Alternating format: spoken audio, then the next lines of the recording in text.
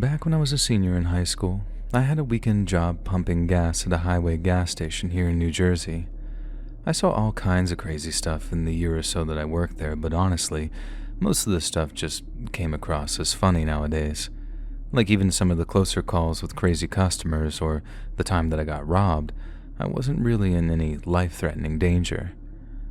I know how to handle myself, and I know not to do anything but cooperate with someone desperate enough to stick a gun in my face. We're trained to give up the money, it's insured, but there's no putting my brains back in my skull if I decide to be a hero over $50 in change. I mean, come on, the guy was even more scared than I was, so now it's ended up being like a crazy but not so scary story that I have no problem telling at parties or on dates or whatever. But then there's this one thing that happened that I don't bring up so easily, and that only ever comes out when people want to know what's the worst thing I saw. Sometimes I'm not even in the mood to talk about it, because I know that it can't have been just some rare one-time thing that only ever happened to me. But other times I feel like I gotta warn people, so they'll recognize it and act on it like I did. That's another part of this I hate. I feel like it sounds as if though I'm trying to make myself out as some hero in this situation, but I can promise you, I don't feel that way at all. I feel like I did the bare minimum, but enough intro, I'll get to the story. One night, I was working the night shift when an Audi with South Carolina license plates pulled in at around 2 in the morning. Some guy got out, asking me to fill up his car while he went to the bathroom. He put a $20 bill into my shirt pocket, promising another $20 if I could get the tank filled up quickly. Naturally, I rushed to do as he said, and I noticed a middle school-age girl asleep in the back seat, covered up to her chin with a blanket. I didn't want to wake her and risk losing my tip, so I proceeded to fill the tank as fast as I could while still being careful, keeping an eye on her to ensure that she wasn't waking up. She remained asleep, and as I focused more on filling the tank, I suddenly got this chill through myself when I looked back up at her. She was staring at me with her eyes wide open. Before I could say anything, she mouthed 2 clear words through the glass to me. "Help me." There was a moment where I just stopped dead, hand on the gas pump no longer filling up, and then I heard his voice asking, "Hey, everything all right over there?" I had to think on my feet pretty quick. I told him that something was wrong with the pump and that I could head back inside to reset it so the gas would start pumping again. I went on about how it had been happening on and off all day, apologized for the inconvenience, and assured him that it would be working in just a second. I ran inside, pushed the silent alarm, and then walked back out to finish filling up his tank. He fell for the whole thing. And if I say so myself, I put on an Emmy-winning performance and not completely freaking out and either strangling him or making some misguided attempt to actually rescue the girl. The cops later told me that I did the right thing. I had his plate number on the cameras, I got a good look at him and the girl, and his fingerprints were on the cash that he gave me. I made sure to call 911 as soon as they left, but thanks to the silent alarm, a patrol unit was already on the way to me. The dispatcher redirected the cop to the road the guy pulled off onto, and bingo, he was pulled over on a traffic stop. Supposedly all ended well for that particular girl, but how many others don't get a chance to signal for help like that? How many end up in the trunk instead of the back seat? How many don't get rescued? It's those kind of questions that I try not to think about, which is why I don't like telling this story too much. However, I feel it's important to share it sometimes as a warning. If this reaches as many people as possible, maybe it'll save me a whole lot of breath and a whole lot of sleepless nights.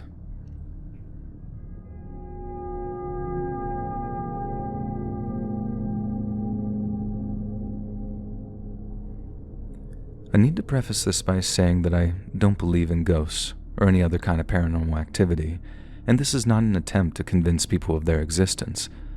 But what I will say is that I have an open mind regarding things that I can't explain using logic and reasoning. I know something happened to me, I just don't know what, and nothing I've heard so far has come anywhere near a satisfactory explanation. But then, that's what had me creeped out about it. If I could just chalk it up to seeing a ghost or witnessing a glitch in the matrix, as I've heard people call it, or any of that crap, at least I get to draw a line under it and move on. But I can't, because I have no idea what happened that night, and neither does anyone else. I used to work for a security company that contracted overnight work for large office buildings in downtown Houston. Some of the buildings were real nice places, and their security offices had all kinds of amenities that others just didn't. The only problem was, they made for some of the most boring overnight shifts you could possibly imagine. Tough guards can be exhausting and dangerous, but boredom is a different kind of poison altogether. So you understand when I say out of all the places I expected my scariest guard might be, those places didn't get anywhere near the top 10. So, one of the buildings we worked in had a bunch of different offices on each floor, with the layout of each floor being shaped like a letter U. Each of the floors was owned by a different company, for the most part anyway, so most had a different design but the same layout, and part of that layout were those polished metal plates that sat on the corner of each corridor. They were positioned at the 90-degree angles in the U shape, and at first I figured it was just an odd design choice, but then I figured out that they were like mirrors. If someone was walking down the connecting corridor and you couldn't see them, you'd be able to see a little movement in the polished metal so you wouldn't run into anyone or get a fright. Kinda clever, right? Well, listen to this. One night, I'm working the overnight shift with 2 other coworkers when it comes my turn to perform a physical sweep of the building. We had most of the building mapped out with cameras, but no security guard worth his salt relies on electronics, so every half hour, one of the guards would take a quick walk around each of the floors just to make sure everything was A-okay. Most of the guys would just take elevators up and down, but it was around this time that I decided to take the stairs a few times a night as to try to get some exercise in. I was a few pounds heavier than I wanted to be, and walking up even 5 or 6 flights of stairs sucked. So I'd take as many flights as I could, then take the elevator the rest of the way. It also helped kill time on those hellish shifts too, so it was all gains in my mind. Anyway, this one night I managed it all the way up to the 9th floor, which was totally this new record for me, but I'm completely out of gas. I literally have to lean up against the wall to catch my breath, making sure to stay in the stairwell's blind spot so my coworkers don't watch and laugh at me. And then once I had myself together again, I walked out into the corridor and towards the first bend in that U that I mentioned earlier. As I get within a few feet of it, I freeze, because for the first time in the whole time that I'd worked there, I see a reflection in the polished metal mirror thing. It's not crystal clear, but it's 100% in the way that you always notice something different about something you've looked at 100 times before. But I can clearly see someone standing in the connecting hallway, wearing what looked to be the same kind of security uniform as me. I called out, thinking it was one of my coworkers, then the white-shirted shape suddenly moved out of sight. Now right away I'm thinking, this is a prank. I just caught them trying to jump scare me. So as I'm walking around the corners, I'm kinda calling out, "Hey, I know you're there, idiot. I saw you on the reflection." I get around each corner and I don't see anyone, so I assume the guy had ducked into one of the conference rooms or offices as a backup. I checked each and every one, and they were all empty. I called down on my radio to make sure someone really is up there with me, and they're just hiding in a closet or something because they're just a bunch of immature idiots. And the second I heard both guys talking on the same radio, I felt myself getting just a little bit freaked out. Either I was having some kind of weird episode after power walking up those 9 flights, or my eyes were playing tricks on me, and either one wasn't a desirable outcome, so naturally, I'm starting to get a little worried. Not majorly worried, just a little. I decide to take the elevator the rest of the way, still kinda concerned about my health and stuff, but then as I'm walking back towards it, something happened that makes me feel cold just to think about today. It felt like someone walked up behind me, like really quickly too. I heard the footsteps outside my own, and I felt that feeling of imminent danger you get when someone rushes you from behind. So I turned, had my hand on my sidearm ready to defend myself, but there was nothing. Just an empty corridor with only me standing in it. I can't even really think of the words for the kind of fear that I was feeling in that moment. The best that I can come up with is it was like a physical force. That fear hit me, and it pushed me towards the elevator at a speed walk. I was convinced that someone was up there with me, but at the same time, they either had to be psychic or a ninja to be able to rush up on me like that, or at least make me feel like I was being creeped on. None of it made any sense, and more I'm thinking that there's something wrong with me and not that something weird is going on. Once I was safely in the elevator, I called down to my coworkers and asked them to watch all of the cameras on the 10th floor for any kind of movement. They replied asking if I was all good or if I needed help, probably because they could hear the kind of state that I was in. But I told them to shut up, watch the cameras, and tell me if they could see anything or anyone. I was expecting a no, in which case I'd have to accept that I was having some kind of medical emergency and maybe even call 911. I heard about people having strokes or heart attacks and how they can feel confused or panicked or something, so that's all my hypochondriac mind was thinking of. But then, as my radio crackled to life again, I heard the next thing they said, and I swear to Christ that I felt like I was going to throw up. My coworker came back with, Yeah, there's someone up there with you. We're headed for the elevator right now." I sent it down to the ground floor, and if I'm being honest, I was weirdly relieved. I wasn't about to have a stroke, and I wasn't going crazy. There really was someone up on the 10th floor, and they were about to get one heck of a butt-kicking for scaring the Jesus out of me.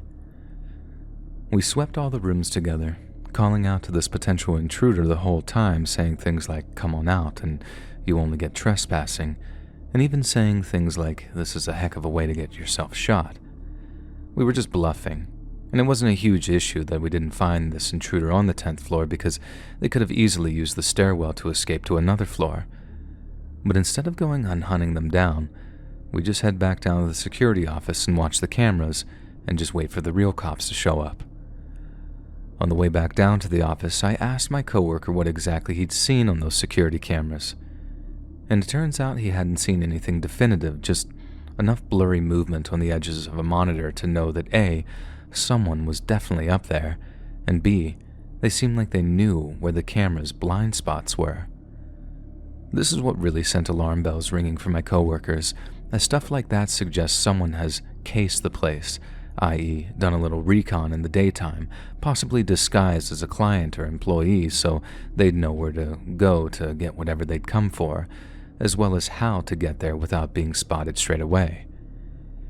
A lot of people have asked me, how could this person have gotten into the building in the first place, and didn't that bother me at all? The question to that is yes, it did, but we're not training to waste time thinking how. We're trained to react to intruders as and when they occur and to focus on either locking them down for the cops or getting them out of the building without anyone getting hurt. You focus on the hows afterward. In the moment, you focus on the intruder. Anyway, we watch the cameras, call the cops, and try to work out where the hell this intruder could have gotten to while avoiding all the security cameras. We're staring at the cameras for maybe 15 to 20 minutes before the cops show up, and we don't see any movement. Then, when the cops show up, we help them sweep all the floors and offices to make sure no one's around. They were pretty thorough about it too, opening up closets and checking under desks, but still, we found no one. Even the cops said that it must have been spooky for whoever was up there alone, which to me sounded like the understatement of the century. But right then, when we were dealing with the situation, I was sure that it wasn't just me going nuts. The situation was resolving itself, so I was relatively calm again. When the cops left, we switched on the alarm systems from the floors 9 to 13, meaning if anyone entered those floors again, we'd be instantly alerted and a 911 call would automatically be issued. No alarms were triggered that night, so we figured the episode was pretty much over and done with. We'd have to talk with the head of security about it, and there was no doubt that he'd be very interested in how we let something like that happen. But no one expected to get fired or anything, so we finished the shift as close to normal as possible and then just went home in a sort of good mood. It was only in the weeks afterward that I realized how much the experience had affected me, and the longer I went on wondering about it, the worse the feeling got.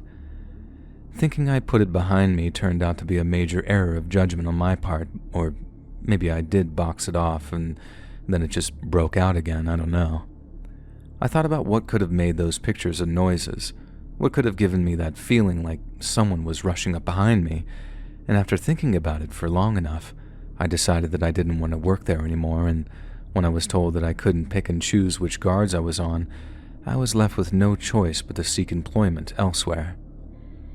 I'm not scared to admit that I'm scared of whatever happened up there, and rather than go down some crazy rabbit hole trying to explain it, I thought it was better just to walk away and start again someplace else. It's never happened again, nor is anything like that, but you can bet your bottom dollar if it does. I'm moving on. Again.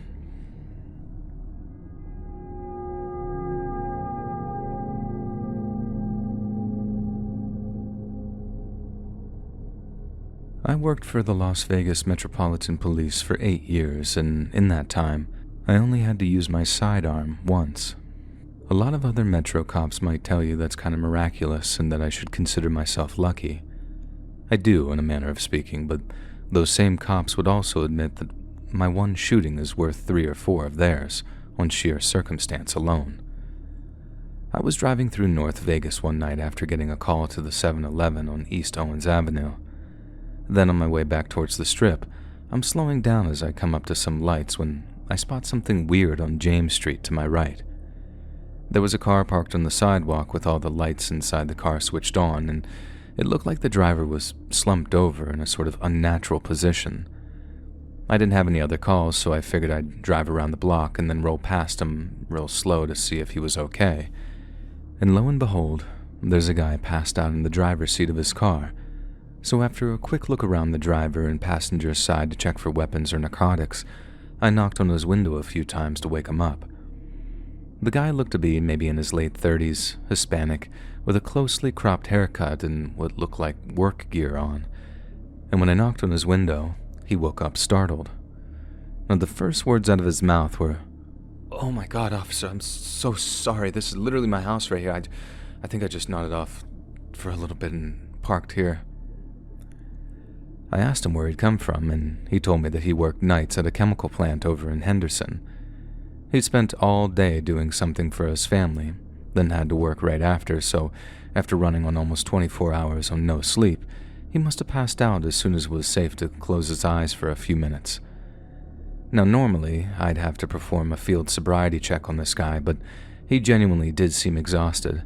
His eyes were bloodshot and his speech was pretty groggy, but it was clearing up more and more by the second. He didn't smell like booze and his ID checked out, but there was still something that didn't sit right with me. When I asked him which chemical plant he worked for, he said Olin Chloralkali. But I had a cousin in the chemical industry and he worked on the same Henderson industrial park, only at a company called Borman. Borman was the only chemical company running night shifts at the time, so if he didn't work for Borman, he couldn't have been working as anything but an overnight security guard. But since he was dressed for a manufacturing line or some other kind of heavy work, there was no explanation as to why he'd be out so late. I ran his ID, and the guy's record consisted of nothing but a few late parking fines, but I figured just to be certain, I'd run a field sobriety test and maybe search his vehicle if I noticed anything during the testing.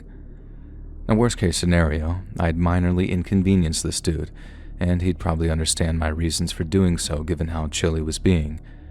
But best case scenario, I'd find whatever was making my spidey senses tingle in this situation. I'd caught the guy in a lie, a small one, but whenever that happens, you gotta remind yourself that no one with innocent or wholesome intentions tells casual lies like that, especially not to cops. So I head back to the dude's car and ask if he'd mind undergoing a quick sobriety check. He responds by saying, "No, not at all, officer." But then there's a slightly awkward pause before he says, "Do you want me to do it now?"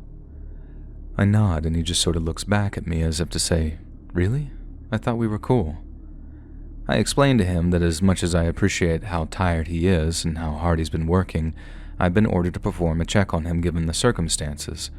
I promised to make it as fast as possible so we could get him inside and into bed, but that I had to do, or risk making my sergeant angry, you see. And that was total BS, but I figured if he could give me a little, I could give him a little. But instead of getting out of the car, the guy's arm, which had been resting on the door where the rolled-down window was, disappeared behind the door where I couldn't see it. This is a big no-no when dealing with cops, especially during a traffic stop or any kind of vehicular-based interaction. You can call me a bootlicker, tell me your taxes pay my wages, or that you're going to get me fired, but as long as you keep your hands at 10 and 2, I'm usually chill. You start putting your hands in places I can't see them, and I start getting nervous. I take a quick step towards the guy, hand on my sidearm, and tell him very politely to keep his hands where I could see them. He throws them both up, saying, Okay, officer, chill out. But they start drooping down again the moment we start arguing about the sobriety test. I had to physically pin the guy's left arm to the door to keep him from reaching, but he kept telling me, It's okay, I don't have any weapons in the car, I'm just trying to unlock the door. I then told him to unlock the door with his other hand, and that's when he grabbed it. The guy had a gun tucked behind his back in the driver's seat, and I was so focused on what his left arm was reaching for, I considered that the whole time he was reaching down for leverage, so he pushed himself forward a little, grabbed the gun, and started shooting at me. One of his bullets hit my left arm, but my gun was in my right, so I dropped back out of his arc of fire and then just unloaded through the rear passenger window, putting bullets to the driver's seat and into the dude's center mass.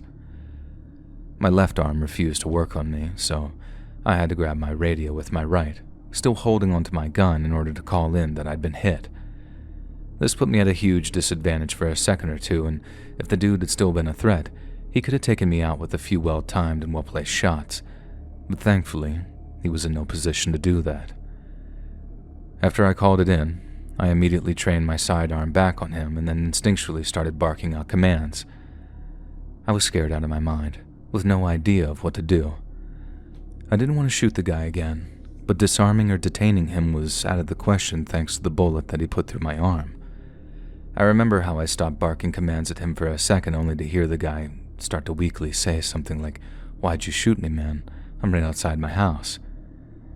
He said it like he hadn't been the one to open up on me first, like I'd just shot him for being asleep in his car. And that happens way more than you think, too. I once watched a woman flee a traffic stop, crash her car into a family SUV, try to stab the officer who pulled her out of her smoking wreck of a car, and then lie there in cuffs saying, "I didn't do nothing." I guess some people get real scared when they think they're going to go to jail, be it first-timers or serial offenders. Some folks can take it. They grow up in the prison system, I guess. It's like they're home away from home. But others, well, sometimes I think they choose death over giving up whatever they got going on. For example, the guy who blew my left bicep out, you'd think that he was some wanted cartel member with 100 warrants out for him. But no, he'd never been in trouble with the law before. He just couldn't face going without the oxys that he was hooked on. That's all my fellow officers found in his car. One bottle of oxys with no prescription. Now, with no priors and a good attorney, he could have gotten himself a suspended sentence and drug counseling and, at worst, maybe 6 months with good behavior. But then the thought of having to detox in jail, I guess some people really do think that that's a fate worse than death.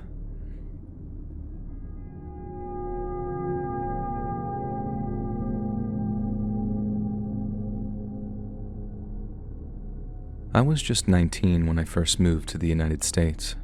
My father died when I was still a baby, and my mom passed away from cancer just a few days before my 18th birthday. I stayed with my sister for a while, who was married with kids by that time, but it wasn't long before I started dreaming of a life away from Guatemala.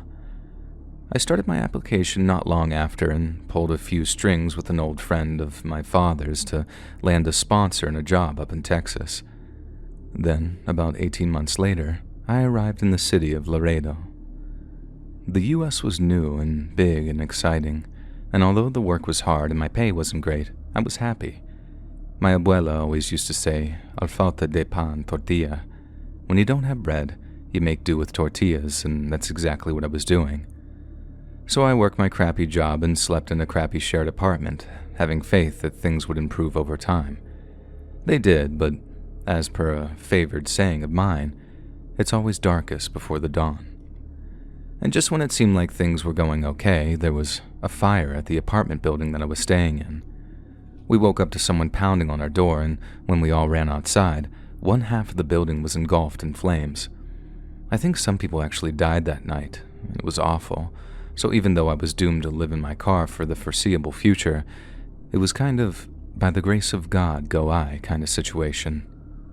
So that was me, living in my car, pressing tortillas in this late-night cantina, saving every little penny that I could towards a plan that I hadn't even thought of yet. There were a lot of desperate people in Laredo around that time, and more of them turned to crime to help get ahead. I got more than one offer to get involved in something I really shouldn't have, and thankfully, God gave me the strength and the wisdom to stay on the straight and narrow. Some of the offers make me chuckle to think about these days. I just can't picture my skinny self slinging drugs or driving hookers around. I would have been eaten alive after 5 minutes of being out there. But other things I've gotten into don't make me laugh so much at all.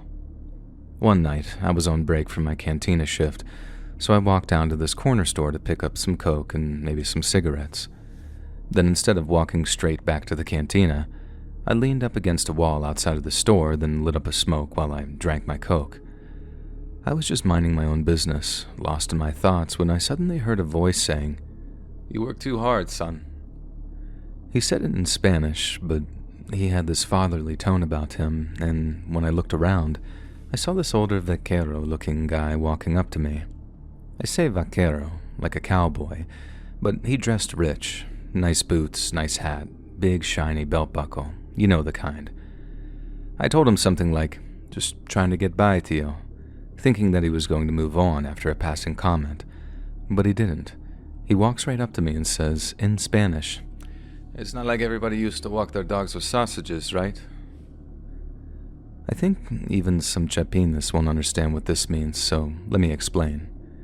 In Guatemala, we say something which basically means when times were better and people were richer. Prosperous people can afford to feed their dogs delicious meat like chorizo or longanizas, so it's a saying which refers to that kind of period. The thing is, it's a very Guatemalan phrase, and the guy's accent was very obviously Mexicano, so you can imagine my confusion. I asked him, "Tu es Chapin?" and Chapin being slang for Guatemalan people, but he just laughed, shook his head, and told me, "I've been all over." That made sense, but what didn't was how he knew I was from Guatemala. I asked him how he knew where I was from, and he told me that it was his job to know things about people. According to him, this job paid very well, and if I was willing to give something up, I could make a lot of money too. Now, right away, I recognized that same slimy tone of someone who wants me to do something illegal for them, so I was gearing up to tell him thanks, but no thanks. But he must have read it in my body language or something, because he started trying to reassure me. He told me yes, what he was proposing was illegal, but that it wasn't immoral. I wasn't going to be driving addictive poison across the border or helping young women get into dangerous, life-destroying situations. It was nothing that was going to get me deported.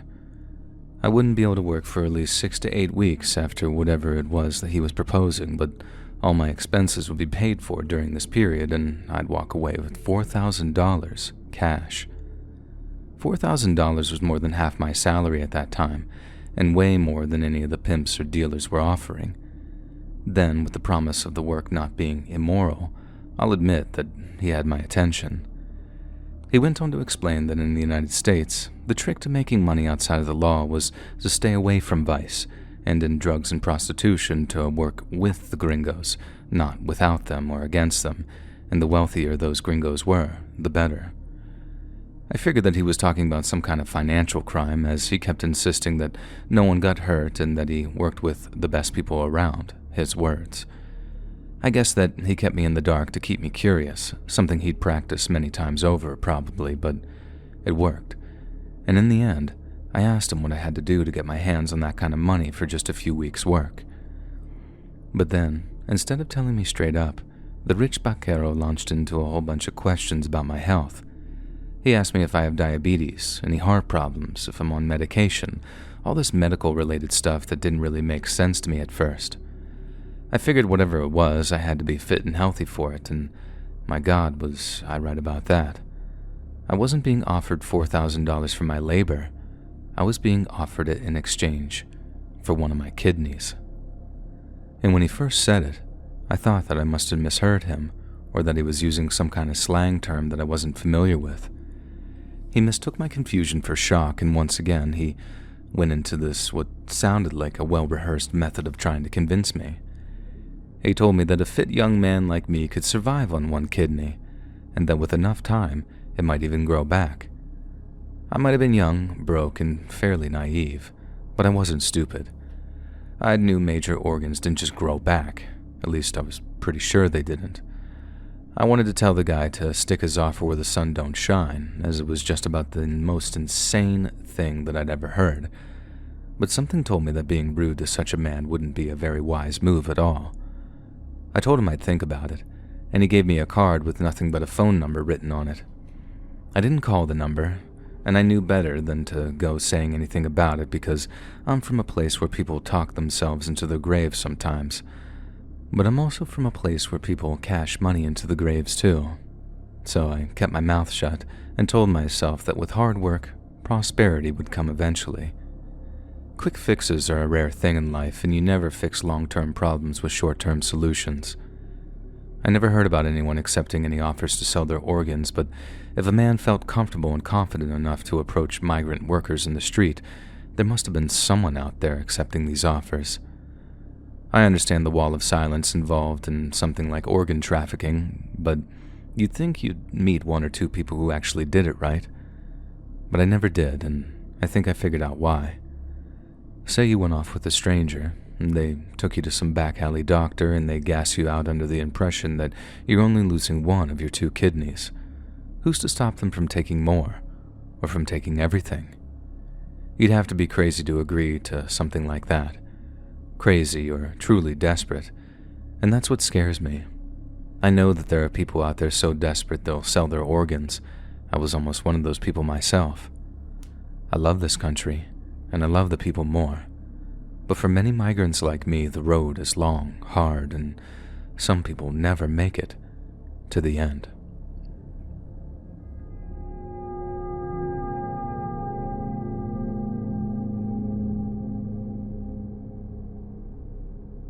I worked as a correctional officer for 2 years, 3 months, and 18 days, because 2 years, 3 months, and 18 days was all I had in me. After that, $1 million wouldn't get me through the doors of that county jail, and $1 billion would only have me working the weekends. My jail wasn't even all that hardcore. There were plenty of other jails up and down California that had way worse reputations than we did, but still, working those night shifts could be like a horror movie sometimes. Inmates loved throwing their own urine and feces at us and other inmates. Lots of inmates getting jiggy with each other, sometimes staff too. Basically all the crazy stuff that you see on TV, most of it is either based on reality or very representative of the kind of stuff inmates get up to. But even so, there's only so long before some of the more common stuff becomes totally routine, and then only the really wilder stuff sticks out. First thing that comes to mind is when I found an inmate trying to catch fire to her clothes with a lighter that she'd smuggled in her you-know-what. I have no idea why she was trying to burn herself like that, but she cried when I caught her, not because she was thankful that I stopped her or anything, but because I told her that I'd have to take her lighter away. I told her to throw it under the door, and she did, and then I left her to crying. Then there's the girl that I found half dead because she hung herself with a bedsheet. I was so convinced that she was gone, but another CO rushed in to give her CPR, and she woke up coughing and spitting, and then went on and survived. It was just about the craziest thing I'd ever seen. I swear that she was almost blue, and then the next minute, she was sitting up, drinking water, and thanking us for getting her down.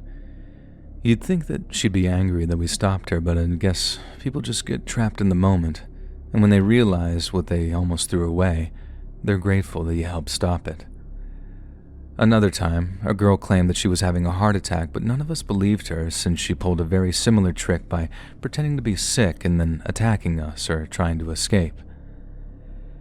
But then after the shift changed, A newer male CO was on the girl's wing and suddenly starts doubting that she's faking. The idiot opened up her cell door, kneels down next to her, and before he can do anything, she grabs him by the collar, pulls him down, and sinks her teeth into the skin of his cheek.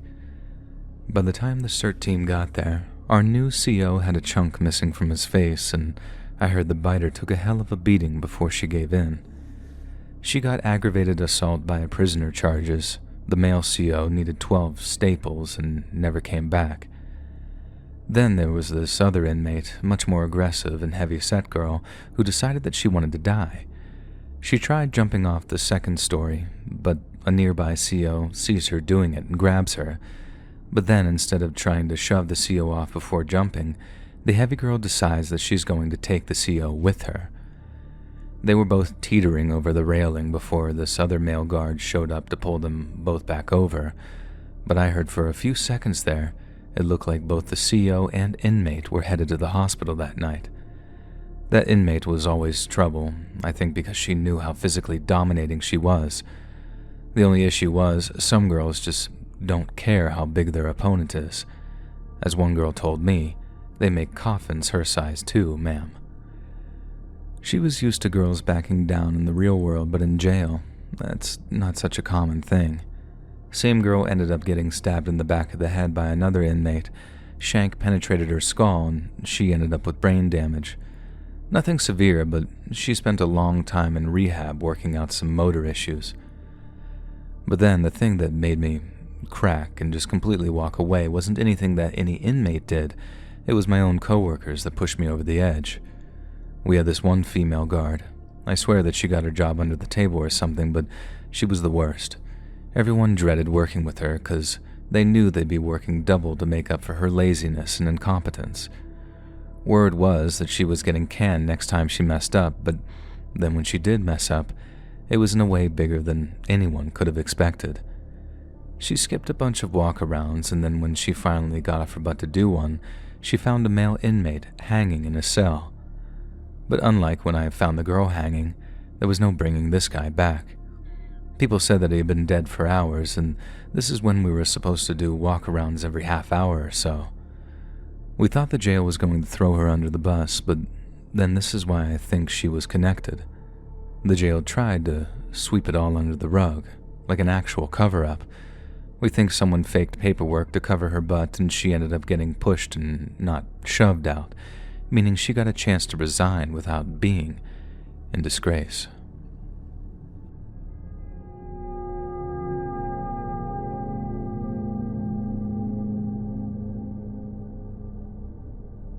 I've worked for loads of different builders firms over the years, and at one point, I was working as what was basically a supervisor for a small but very successful local firm. It was a hard graft, and the boss could be a proper wanker sometimes, but the pay was out of this world. We'd contract these killer jobs, but because no one else wanted them or could get them done on time, the firm could basically name their price. Pay varied from job to job, and some seemed less worth it than others, but it was way more than I'd be getting from other firms in the area, so I was pretty chuffed about that. The only problem was, it wasn't the most stable of jobs, because if there was nothing available, we didn't work. Until one day, our problems were solved. There was some housing development being laid out, about halfway between us and the next big town over. The local council had already hired a national firm to do the job, but apparently there was some miscommunication about the projected finish date, and the big firm pulls out. This left the council completely in the lurch, as they had already signed the contract on the demolition of some older housing estate. Basically, if the blocks didn't get built, a load of people were going to be homeless come the autumn. And that's where we stepped in. According to the head of the firm, we could get the job done under budget and ahead of schedule, and our secret weapon was night shifts. If the shifts were staggered between all the lads that work there, we could have one group work the day, one group work the night, and get the whole job done in a few months. All we had to do was throw down the foundations and brickwork, and then another firm was coming in for the decorating, so they all needed to be done by a set date. You get the idea anyway. So we start the job, and we're all just doing a week of days, followed by a week of nights, and then alternating with the other half of the firm. The days were all right, but the nights got very difficult very quickly. As anyone who's done any serious night shifts will tell you, your daytime life doesn't stop. Those with kids had to go get them to school and back, or there'd be doctor's appointments or other things like that to get done. A group might start a week of nights all chipper and up for it, but by the time Saturday morning came around, we were just about ready to drop dead. This got worse and worse over the weeks and months, with everyone complaining about being overtired, but we also didn't want to throw in the towel and risk breaking the deadline, which in turn would have put the whole contract at risk. Lads were joking about some kind of accident happening, but we all kept our heads screwed on, kept ourselves from cutting corners, and otherwise kept ourselves safe on the job. But that couldn't be said for everyone on the site, and in the end, I suppose it was a case of the inevitable finally happening. We've had this massive 500-ton mobile crane on site for a few nights. Brand spanking new on lease it was, and operating it was one experienced bloke and one apprentice. One night, the crane was in use shifting some steel panels around when, for some reason, the apprentice decides to get one of his later jobs done earlier. He probably thought that he was in a safe spot considering the crane was operating on the opposite side of him, and he also probably thought that he could get a later finish by cleaning the decking off before he usually did. Either way, he made a massive error of judgment. He just didn't realize it until it was way too late. He didn't think that he was in what you might call the crane's swinging area, but was. That's not to say that there isn't a safe spot, he just wasn't in it. And then suddenly, the precast blokes needed a box of plates from another area of the site. The crane turns the other way, and that was that. All I heard was a load of shouting at first, really frantic, frightened-sounding shouts too, so I knew immediately that something was badly wrong. I run over to find the apprentice had gotten trapped between the crane's massive counterweights and the deck that he was cleaning. It crushed him so badly that his body just disintegrated when the counterweights were pulled away. I suppose if every bone in your body had been smashed to bits, there's not much left to hold a person together. It was the worst thing I'd ever seen in my life, honestly. It was effing horrible, and I'll never ever forget it. I'm an absolute bastard when it comes to health and safety now, like a bloody drill sergeant. Some of the younger lads think that I'm just a prick, but I'd rather be a prick whose apprentices got to go home to his mum and dad than a nice bloke at their bloody funerals. The whole aftermath was grim as well. The family of the lad tried to take the firm to court, trying to get a load of money out of them, but the firm was quite easily able to prove that the lad was doing something that he knew he shouldn't have been doing. You gotta sign all kinds of paperwork saying that you've understood what you've been told in terms of workplace safety, so if you breach any of it and get hurt in the process, you haven't got a legal leg to stand on, basically.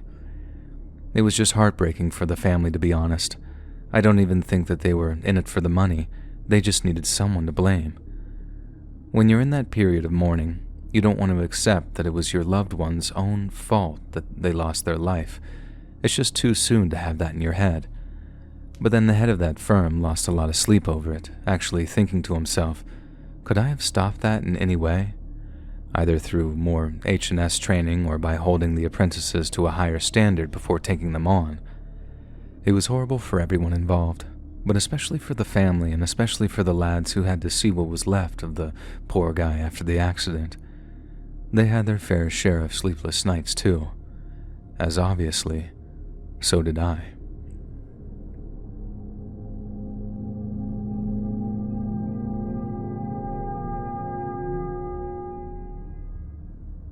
Former hospice nurse here who spent the better part of 3 years working night shifts, so I got a couple of horrible ones to share with you. The first involves massive pulmonary bleeding.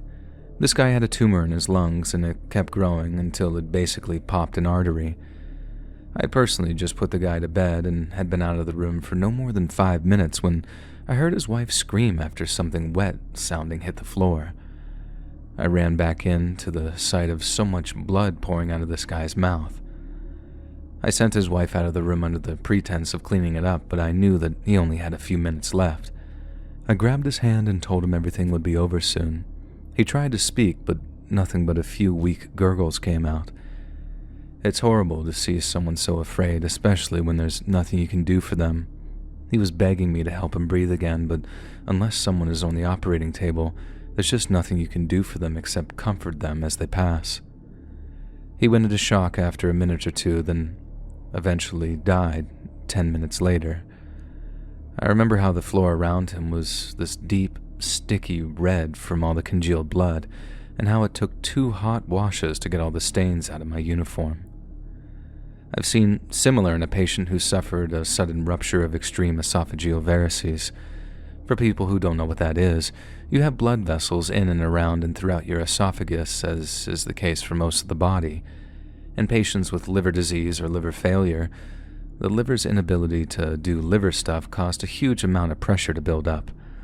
This increased pressure in the liver's blood supply causing the backup of blood to be pushed into vessels connected to the liver, and these inflamed blood vessels are called esophageal varices. Think hemorrhoids of the gullet.